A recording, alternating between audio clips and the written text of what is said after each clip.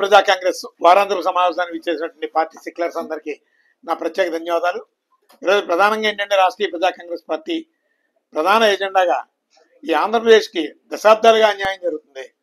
అసలు ఆంధ్రుడికి రాజధాని వస్తుందా లేదా? ఆ రోజు చెన్నపట్నాన్ని తమిళనాడు కేంద్రంగా ఎంతో అభివృద్ధి చేశారు. ఆ రోజు పొట్టి శ్రీరాములు గారు ఎంతో ప్రాణత్యాగంతో ఆ రోజు 1956లో ఈ రాష్ట్ర విభజన జరిగింది.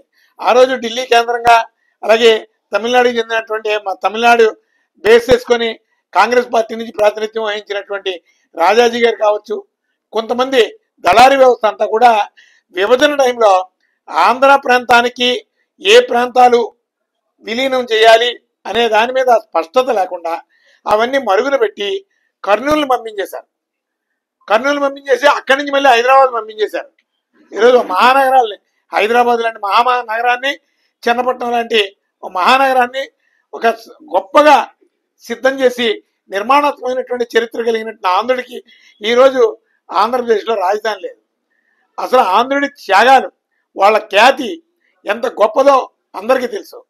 ఈరోజు మనం సమర్థవంతమైనటువంటి నాయకత్వం ఆంధ్రప్రదేశ్లో లేకపోవడం ఈ ఆంధ్రుల దురదృష్టం.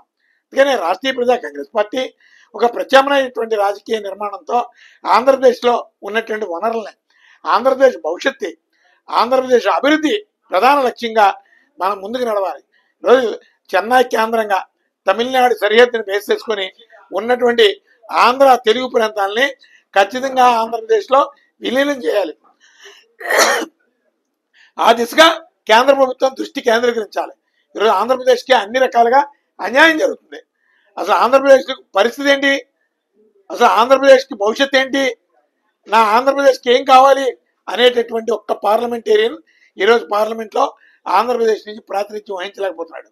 అలాగే తమిళనాడు అసెంబ్లీలో మన ఆంధ్ర ప్రాంతానికి సంబంధించినటువంటి వాళ్ళు ఎంతోమంది ఆంధ్రులు అక్కడ చట్టసభలో ప్రాతినిధ్యం వహిస్తున్నారు. కానీ రాష్ట్రీయ ప్రజా కాంగ్రెస్ పార్టీ నుంచి ప్రధాన డిమాండ్గా చెప్తున్నాం, ఈరోజు ఆంధ్ర మూలాలు ఉన్నటువంటి ప్రతి ప్రాంతం కూడా ఆంధ్రప్రదేశ్లో విలీనం చేయాలి. మరి ముఖ్యంగా చెన్నపట్నాన్ని ఆంధ్రప్రదేశ్లో విలీనం చేయాలి. అలాగే ఈ ఆంధ్రప్రదేశ్కి జరుగుతున్నటువంటి అన్యాయం మీద, అలాగే జరిగినటువంటి ఆర్థిక నష్టం మీద ఒక ప్రత్యేకమైనటువంటి కమిటీ వేయాలి. ఆంధ్రులకి ఇదే తరహాలో అన్యాయం చేస్తూ, ఆంధ్రులకి ద్రోహం చేస్తూ పోతే ఆంధ్రులందరిలో కూడా ఒక తిరుగుబాటు ఖచ్చితంగా వస్తుంది. కేంద్ర ప్రభుత్వం ఆ ఆగ్రహానికి తట్టుకోలేదు.